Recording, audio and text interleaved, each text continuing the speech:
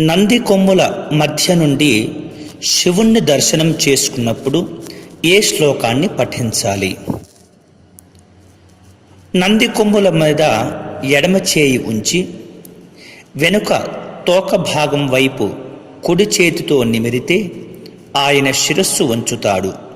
అప్పుడు కొమ్ముల మధ్య నుండి శివలింగ దర్శనం చేసుకోవాలి. పశుపతి అయిన శివుడు పశువులైన జీవులకు ప్రభువు. ఆ పశుత్వాన్ని దాటి శివుడిని చూడాలి అని మరియొక అర్థం. నంది ధర్మస్వరూపుడు. ఆ ధర్మాన్ని గౌరవిస్తూ ధర్మం ద్వారానే దైవాన్ని దర్శించాలనే సంకేతం కూడా ఇందులో దాగి ఉంది. మరి ఆ శ్లోకాన్ని ఇప్పుడు పఠిద్దామా?